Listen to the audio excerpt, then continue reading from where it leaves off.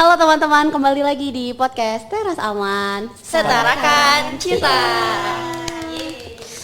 Oke, setelah kemarin kita udah ngobrol tentang apa ya, Yok? Kalau nggak salah kemarin ngomongin tentang stigma masyarakat yang dilekatkan kepada laki-laki dan perempuan dalam hal ekspresi perasaan. Nah, kali ini kita mau ngomongin hal yang berbeda tapi juga tentang stigma lagi. Stigma yang dilekatkan masyarakat pada laki-laki dan perempuan tapi dalam hal pendidikan. Iya, teman-teman bisa lihat di sini. Judulnya apa? Judulnya apa, Van? Oke, di sini judulnya adalah mendidik tugas siapa? Jadi tugas siapa sih teman-teman? Tugas siapa, Yok? Harusnya sih kita punya peran gak sih, spill lah. Maksudnya menurutku sih mendidik itu setiap orang punya perannya masing-masing. Iya, betul. Ya, di Gitu. sini kayaknya nanya lebih spesifiknya kali ya. Mendidik itu tugas siapa? Apakah tugas seorang ibu aja atau seorang ayah saja atau cukup perempuan aja atau laki-laki aja gitu. Mungkin itu kali ya yang Setuju. Karena kalau misalkan di realita masyarakat ya, kita seringnya ngelihatnya mungkin banyak stigma yang bermunculan tuh, urusan anak tuh urusan ibu. Bener gitu. banget, bener banget. Kan. Even lo pasti sering dengar gak sih kayak kalau di komentar-komentar Instagram yang kontennya tuh ibu lagi ngajarin anak, itu pasti komentar ada yang kayak, nih lihat kan, ini alasan perempuan harus sekolah tinggi.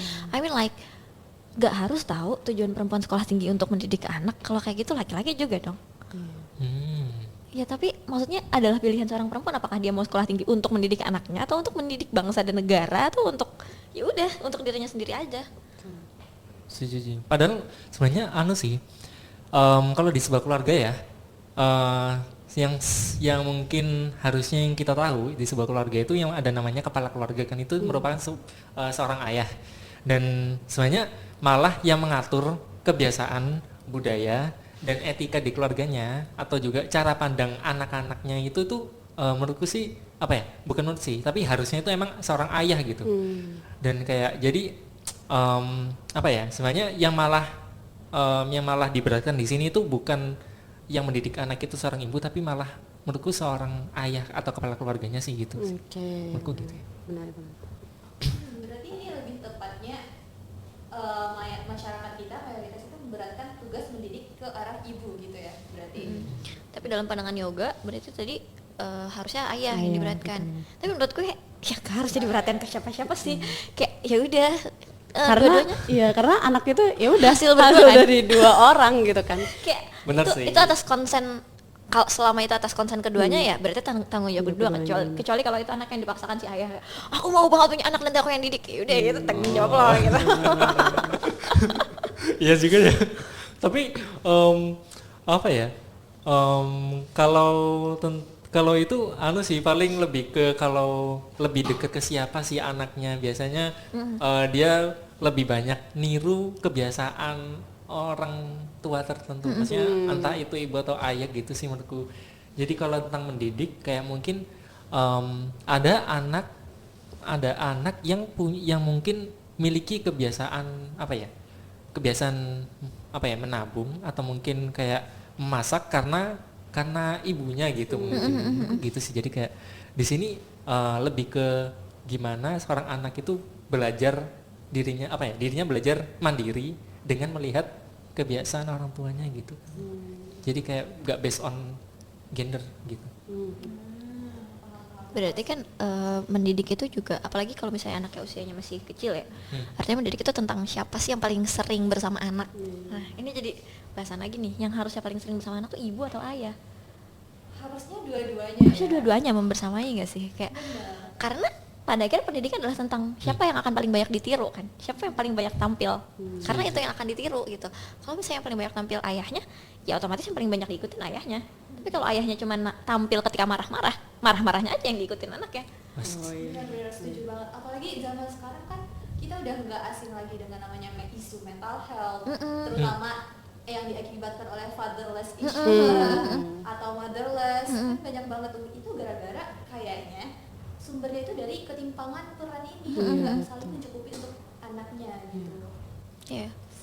Aku setuju kalau misalnya pendidikan itu tentang, apalagi kalau konteks pendidikan anak ya, tentang siapa yang tampil dalam versi terbaiknya ke depan anak. Jadi kayak ketika ibu ingin tampil ke depan anak bukan menunjukkan stresnya, pun begitu ayah. Jangan sampai ayah tuh datang ke anak Kayak biasa ayah kan kerja tuh. Iya, lelah kerja Iya. gitu ya, pulang Jadi kantor. pendidikan untuk anaknya artinya pendidikan tentang bagaimana wajah seorang yang lelah, bagaimana temperamen seorang yang capek.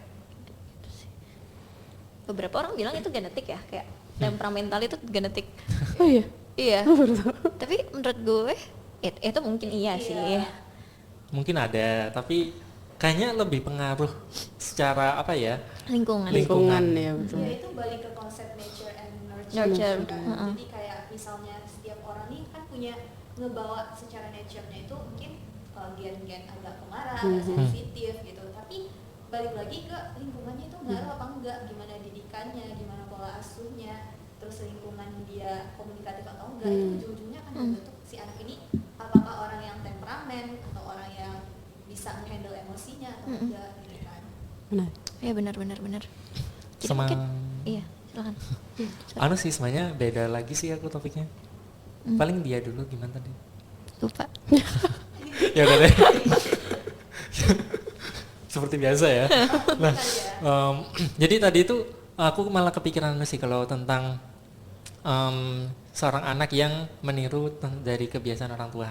Nah, tapi di sisi lain kayak mungkin kayak contohnya ini based on gender juga sih. Jadi kayak biasanya kayak berarti kan kalau gitu mungkin baiknya anak cewek lebih meniru ibunya gitu mungkin ya. Jadi kayak mungkin seorang bagaimana perilaku seorang ibu atau mungkin seorang perempuan gitu. Nah, tapi di sisi lain hal aku juga pengen tahu sih, ini mungkin juga based on kalian mungkin seorang perempuan gitu ya. Apakah benar jadi apa ya? Apakah benar seorang anak perempuan itu juga masih memerlukan sosok seorang ayah gitu untuk jadi seorang perempuan tahu kalau bagaimana pria lain atau mungkin teman-teman prianya tentang laki-lakinya itu memperlakukannya dengan baik gitu berdasarkan contoh didikan atau contoh dari perlakuan dari ayahnya gitu sih. Apa enggak? Itu bener nggak kayak gitu kayak kalian merasa kayak gitu nggak gitu? Kalau aku pribadi ya mungkin tadi kan ada kayak lagi-lagi stigma ya gitu ya, kayak mungkin kayak anak perempuan tuh kalau bisa mungkin belajar dari ibunya gitu ya, kayak apalagi kalau sejujurnya aku juga kayak di rumah itu kayak sering sih ada kalimat kayak gitu kadang kayak dari mama aku kayak misal mamaku ngajarin aku apa gitu terus kayak ya ini tuh basic skill perempuan dan sebagainya. Tapi sometimes aku tuh sebenarnya ngerasa aku tuh lebih banyak kemiripan dengan ayah aku gitu loh. Nah jadi kadang tuh aku bingung kayak kalau misalkan aku harus mengikuti cara hidup mamaku itu tuh kayak nggak sesuai gitu loh sama aku. Karena misal kayak sifat-sifatnya banyakan miripnya sama papa aku. Berarti aku ngerasa kayak oh jadinya aku harusnya lebih cocok bertanya untuk menghadapi ABC kepada papaku dibandingkan dari bertanya kepada mamaku gitu. Karena ya secara sifat aja aku ngerasa aku sama mamaku nggak terlalu sama gitu. Misalnya kayak mamaku rajin banget gitu, kayak tipe-tipe ibu-ibu yang bangun jam 2 pagi yang kayak gitu. Bujuk. Bocor banget ya. Nah sedangkan kan kayak aduh aku nah itu kan terlepas dari aku ngerasa kayak ya sedangkan aku masih belum bisa melakukan itu dan aku nggak merasa harus melakukan itu gitu kan untuk kondisi sekarang ya gitu. Jadi kayak ya itu, jadi di mata mama aku tuh jadi mungkin bukan sampai yang perempuan gak baik ya, cuman kayak aduh masa kamu cewek kayak gini gitu. Padahal kan kayak ya harusnya gimana ya gitu kan, kayak jadinya ada ekspektasi gitu loh karena ibunya sifatnya kayak gini sedangkan aku lebih nurun ke sifat ayah aku yang gak kayak gitu. Jadi kadang aku ngerasa kayak jadi sebenarnya mungkin ya itu sih, kalau jadi kayak menurut aku anak perempuan harusnya ya anak laki-laki pun gak harus selalu belajar dari ayahnya, kayak ya makanya tadi kayak keseimbangan pendidikan yang diberikan oleh ibu dan ayah itu berpengaruh gitu karena it's not just about gender gitu kan, kayak nggak karena dia anak laki-laki cuman harus belajar dari ayahnya dan meniru ayahnya, tapi juga dia harus belajar juga dari ibunya, mungkin sifat-sifat yang lebih mirip ke ibunya atau sebaliknya, kayak gitu sih. Itu kalau dari pengalaman pribadi aku ya, kayak gitu. Depannya jadinya perempuan jadi dikasih standar tertentu ya. Iya. Even kayak perempuan bahkan punya standar. Kalian pernah dengar nggak sih si misal kita sebut S word sangat keibuan. sudah sangat siap menjadi ibu atau kayak tapi lo gak pernah dengar sifat keayahan kan. Iya betul. Sudah sangat siap menjadi ayah. Iya. Oh, iya. Jadi bukan hanya tentang apa ya? Ya tadi ini balik lagi ke poin siapa yang harusnya mendidik anak gitu. Karena bahkan dari bahasa aja udah menstigmakan perempuan ya harus keibuan gitu. Dan lagi-lagi anak perempuan kemudian di apa ya? Seorang ibu memiliki standar ideal anak perempuannya harus keibuan juga. Iya, betul. Jadi kayak suatu stigma yang dilekatkan secara turun-temurun dan dijadikan dasar pendidikan juga. Jadi kayak ada kurikulumnya, anak perempuan itu harus bisa nyapu, harus bisa nyuci, harus bisa bangun pagi dan bangunin semua orang di rumah. Itu kayak kurikulum yang terstandar untuk seluruh perempuan. Itu jadi standar pendidikan gitu. Jadi bukan hanya tentang mendidik tugas siapa, ini lanjut ke pendidikannya jadi kayak gimana gitu. Standar pendidikannya seperti apa. Dan ini jadi akan nyampe ke pertanyaan siapa yang dilayani untuk ini? Oke. Cukup.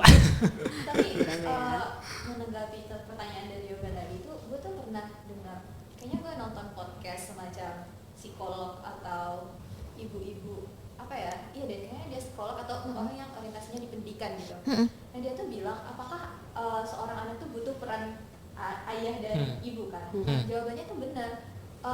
Seorang anak itu butuh peran dari dua-duanya gitu. Jadi mungkin di salah satu orang tuanya itu ada yang value kepemimpinannya lebih oke gitu. Jadi anaknya bisa belajar kepemimpinan dari either itu ayahnya atau ibunya yang punya value kepemimpinannya lebih oke, ya udah anaknya belajar kepemimpinan dari sana gitu.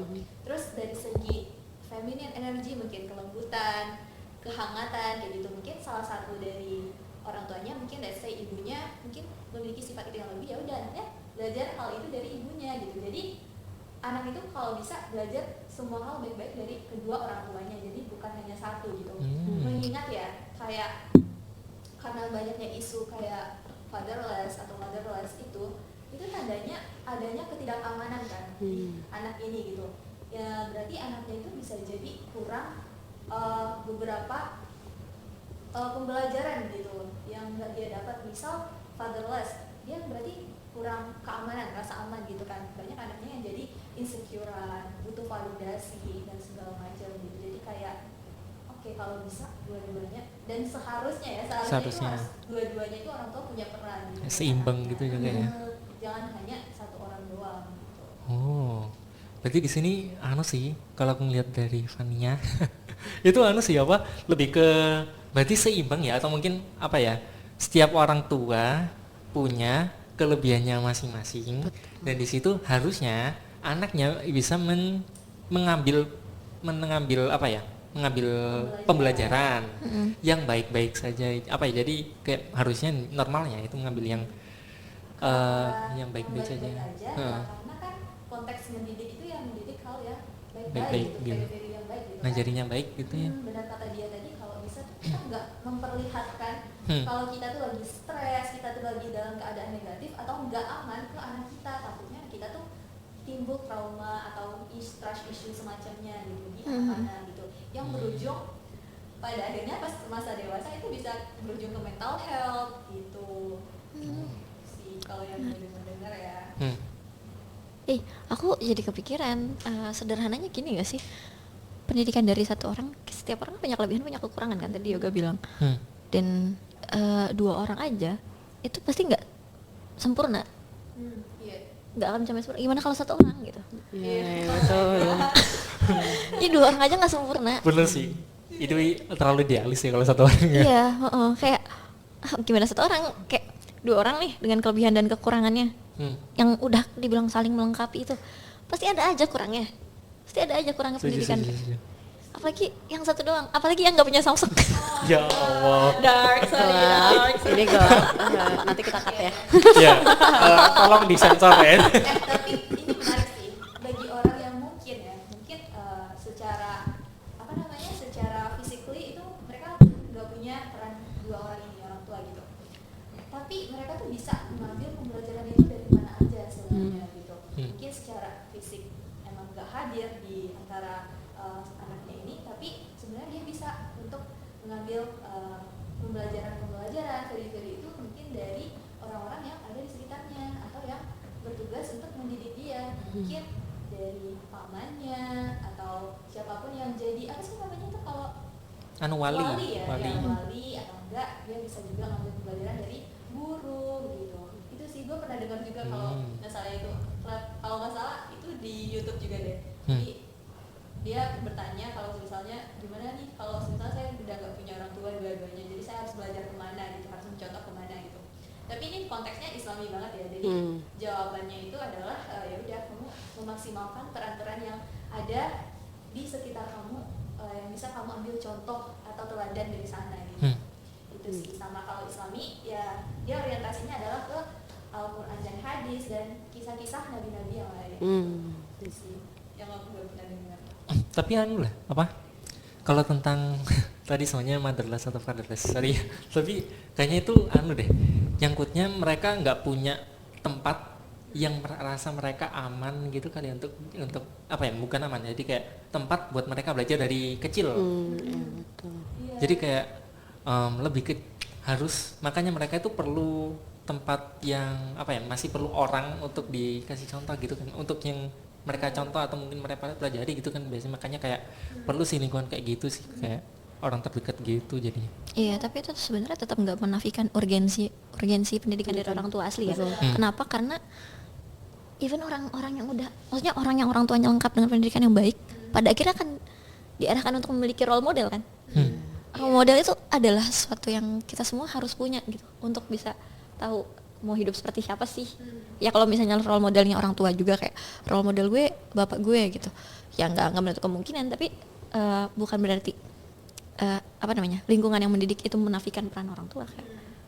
Benar-benar, soalnya gimana ya, intensitas rasa aman yang berkepanjangan setiap hari itu kan beda banget ya kalau kita hanya mengandalkan eksternal dari kita gitu.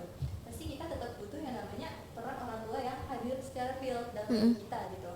Nah cuman sayangnya nggak semua orang itu beruntung kan, jadi mungkin butuh yang namanya apa ya, peran-peran eksternalnya yang dimaksimalin gitu. Balik lagi, fatherless dan motherless ini kan awalnya orang-orang itu bisa jadi mereka punya orang tua yang lengkap gitu, tapi masalahnya orang tuanya itu peran Hadir itu nggak? ada, hadir nggak gitu. Dia hanya sekedar dia tuh ada, tapi adanya ya sekedar memberi nafkah, let's say, atau dia sibuk kerja, nggak jarang di rumah. Jadi kayak ujung-ujungnya anak yang punya orang tua lengkap ini ujung-ujungnya dia jadi fatherless juga atau motherless juga gitu. Jadi di sini tuh masalah hadir apa enggaknya orang tua dalam kehidupan anaknya, perannya dimaksimalin apa enggak gitu. Iya. Teman-teman juga pasti tahu ya kalau misalnya ini udah jadi bahasan internasional, kalau Indonesia salah satu negara dengan tingkat fatherless tertinggi. Yang artinya benar-benar selama ini beban mendidik itu sangat dibebankan kepada ibu. Aku mau tahu juga deh dari teman-teman di sini, kayak siapa sih yang dalam ingatan kalian paling banyak hadir gitu selama di usia kecil kalian? Gue juga ibu sih. Aku kalau aku pribadi jujur alhamdulillahnya aku ngerasa kayak imbang sih, kayak menurut aku kalau aku pribadi tuh ngerasa di setiap tahapan kehidupan aku, kedekatan aku dengan orang tua tuh berbeda gitu. Iya. Jadi misal kayak kalau misalkan aku kurang ingat kalau aku masih kecil gimana, cuman kayak aku udah mulai merasa kalau misal aku pas lagi masuk sekolah, pas satu jauh gitu, itu kan yang bisa jengukin aku kan papaku ya. Jadi ya otomatis intensitas kedekatan aku dengan papaku lebih banyak gitu. Tapi ketika aku udah kuliah di Depok, aku bisa ketemu mamaku tiap minggu gitu kan. Ya walaupun tetap yang jemput papaku, tapi kayak intensitasnya aku lebih dekat ke mamaku. Apalagi di umur-umur segini kan kayak aku udah dewasa gitu, udah mulai banyak pertanyaan juga gitu yang aku bisa tanyakan ke mamaku, dan kayak mungkin sebenarnya mamaku udah pernah ngomong itu dari dulu, tapi aku baru bisa memahami itu sekarang kayak gitu. Jadi kayak itu sih, aku lebih ke kayak tergantung tahapan kehidupan aku gitu, kayak ke siapa. Jadi kayak alhamdulillah sih aku ngerasa ya lengkap Di banget. sini aku melihatnya orang tua kamu tuh hadir dua-duanya. Iya. Jadi tinggal Taski milih sesuai kebutuhannya gitu. Iya benar. Aku kayak kalau aku lagi butuh saran gitu, mungkin aku bisa ke papaku gitu. Misalkan aku lagi ada masalah organisasi ABC kayak gitu. Tapi kalau misalkan cuman mau cerita atau aku malah yang ingin mendengar gitu, aku lebih condong untuk bertanya ke mamaku, atau ingin diajari sesuatu gitu, aku lebih condong ke mamaku kayak gitu sih. walaupun sebenarnya aku juga ngerasa kayak bukan berarti kayak it's all perfect gitu ya, kayak maksudnya kayak luka tuh pasti ada juga sih gitu sebagai anak gitu. Tapi itu aku tuh mungkin aku ngelihat misal mama papaku sebagai pasangan gitu ya, kayak ya masih ada kurangnya gitu, tapi aku juga melihat kayak itu sih yang penting, kayak gimana mereka berdua itu berusaha menjadi orang tua yang baik gitu lah dengan kekurangannya kayak gitu. Dan menurut aku emang itu yang udah seharusnya dilakukan gitu kan ya sama orang tua gitu, kayak ya, buat orang tua di luar sana. Ya kita juga akan Dan calon orang tua di luar Calon- sana. calon. betul, kayak belajar dari sekarang ya.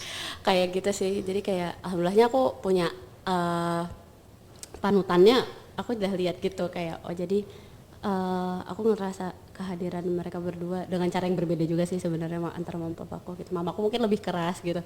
Ya itu jadi mungkin waktu kecil akhirnya aku jadi lebih deket ke papaku. Tapi pas waktu udah gede gini, aduh udah ngerti lagi ternyata emang sekeras itu tuh ya bukan bermaksud kayak gimana gitu. Jadi udah aku jadi juga udah lebih bisa menerima gitu kan kalau udah lebih gede gitu. Trimo ing pandum. Oke. Kalau gue belum ngomong nih, gue belum review orang tua gue.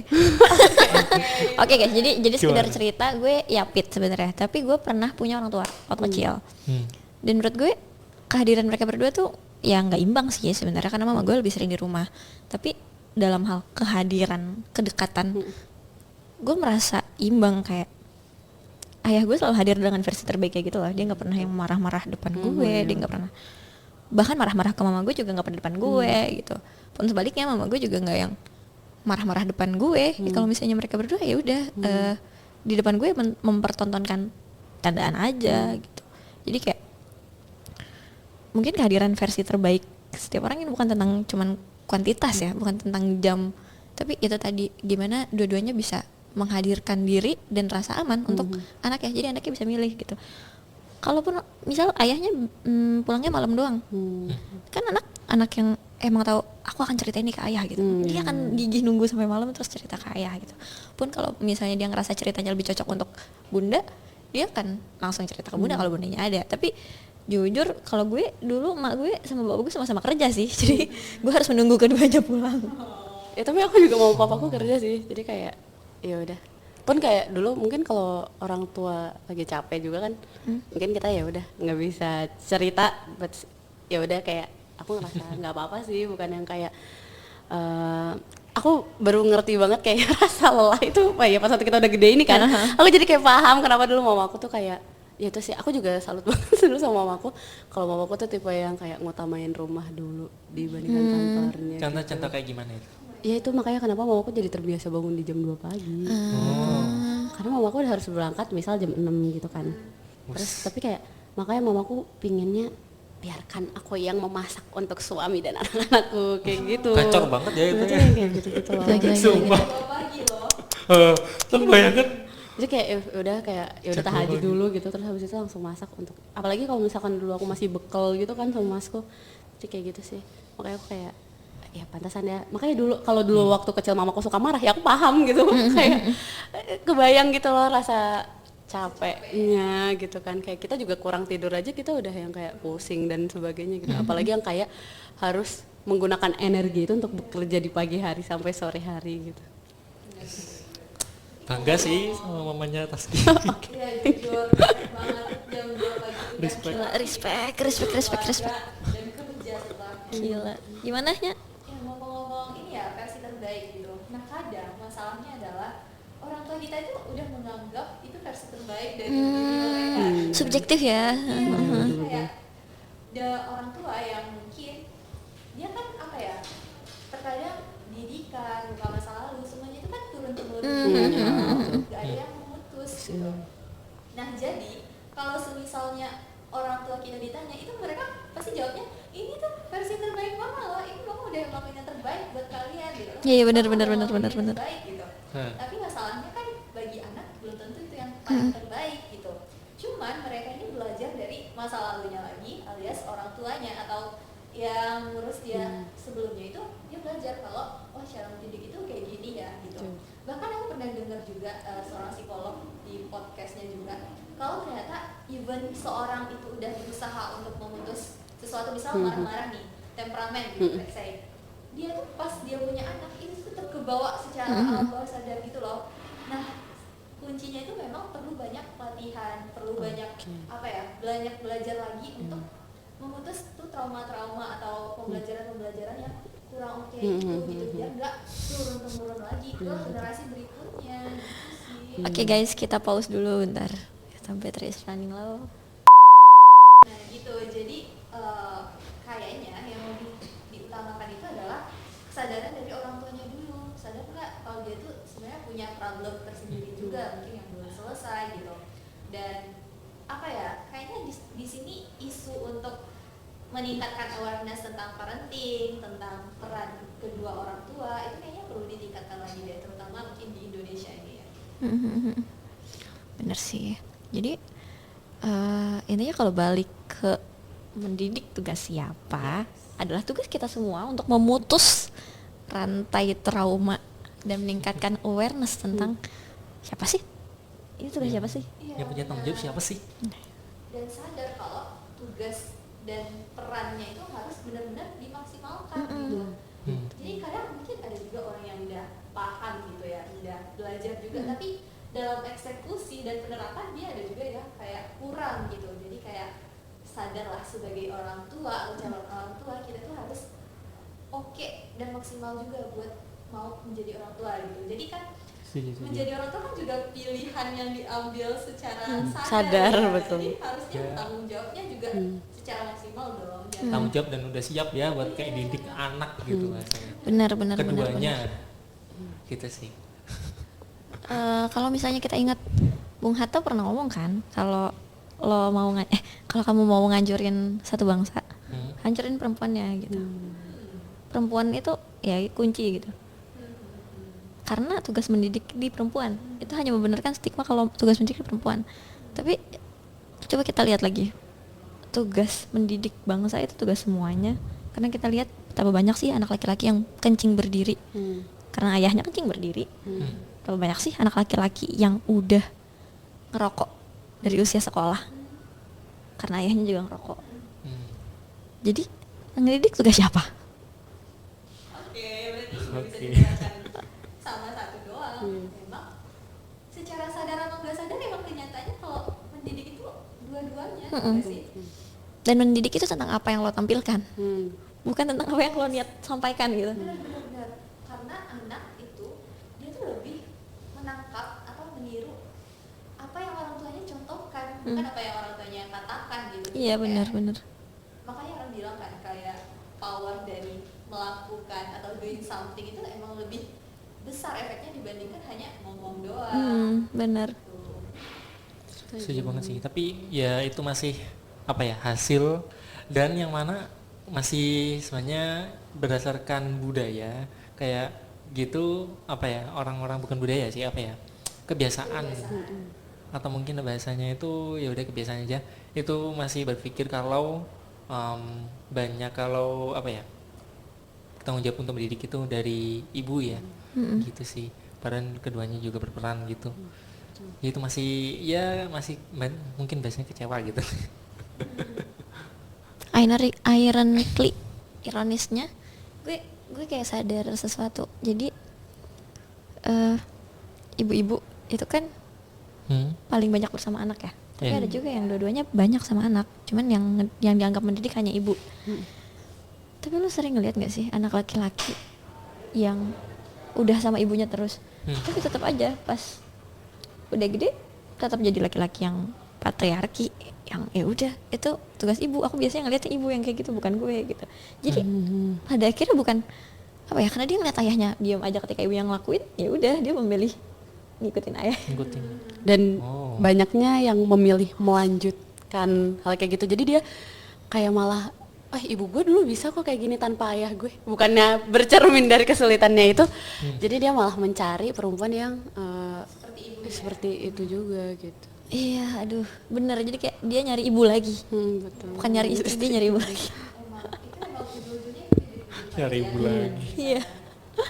Jadi jangan mau deh buat cewek-cewek lo, jangan mau jadi emak. Sumpah. Nyari laki ya, bukan nyari anak. Aduh. stop mothering. Jadi kita jangan menormalisasi bayi gede. Ih, gue nggak mau punya bayi gede coy. Kedengarannya aja udah agak aneh ya, kayak Kontradiktif, bayi gede. biasanya mungkin jadi lucu-lucuan gitu. Iya bayi gedeku gitu kayak Oh ke my suami. Itu kayak I mean like denormalize it please. Cowok tuh cowok, kalaupun mau manja-manja ya sebagai cowok gitu, nggak sebagai bayi. Anak. Iya. Ya nggak sebagai anak. Ih geli banget. Oh my god. Oke, berarti Oke. jadi Berarti ya apa perlunya kalau sebagai suami minimal kalau manja sebagai cowok gitu. Iya. Jangan sebagai bayi. Iya. Lu kalau manja jangan minta dilayanin. Maksud gue kayak gimana ya? Kayak Manja sebagai suami. manja gitu. sebagai suami bener. Pun nanti akan kebalik gitu kan, kayak kebanyakan tuh kalau cewek yang sakit itu kan ya udah tetap ngurus semuanya sendiri gitu kan. Tapi kalau cowok yang sakit maunya di babying banget cuy. Kayak ini overgeneralize sih jujur. Tapi kalau lo mau bilang gue overgeneralized, artinya nir empati gak sih? Kayak kalau itu nggak terjadi di hidup lo, bukan berarti itu nggak terjadi di hidup orang lain. Jadi maksud gue bukan overgeneralize, emang nggak semuanya kayak gitu, tapi banyak. Kalau itu nggak terjadi di lo beruntung. iya benar, gue setuju banget sama itu. Setuju banget sih. Jadi lo bukan berarti di orang lain itu nggak terjadi. Iya benar. Bukan berarti juga nggak penting gitu juga sih. Oke, silakan deh. Gimana Oke, deh? jadi berarti kalau misalkan aku dari tadi banyak nyimak ya gitu, tapi ya the point is kayak ya benar teman-teman, kalau misalkan pertanyaan yang mendidik apalagi dalam lingkup keluarga gitu ya, kayak itu nggak cuma tentang ibu atau ayah gitu. Maksudnya kalau misalkan sekarang kita lagi sering apa ya, kita sering mendengar gitu kan, sekarang lagi di mungkin kampanyenya gitu kan, kayak menurunkan fatherless, tapi juga ya itu jangan sampai fatherlessnya hilang, motherlessnya yang muncul gitu kan. Ya karena ya itu tadi balik lagi perannya, gimana orang tua tuh bisa tampil di depan anaknya dan memberikan anak mereka dan calon hak mereka sebagai anak kayak gitu. Bener banget, Masya bener Allah. banget. Jadi di sini kita mau Kasih. menyetarakan. Ya nggak harus sama kuantitasnya nggak harus sama. Karena itu dia kayak kalau kita ingat adil itu kan bukan memberikan satu porsi yang sama kan, tapi yang sesuai sama porsi. Benar. Kalau katanya sih menempatkan segala sesuatu pada Tempat. Masya Allah. Dan itu lawannya zolim. Zolim menempatkan sesuatu tidak pada tempatnya. Oke, mungkin segitu dulu teman-teman podcast kita di hari ini. Kita nanti bakal ada episode lanjutan lagi, jadi jangan lupa untuk ditungguin podcast kita selanjutnya. Dadah. Dadah.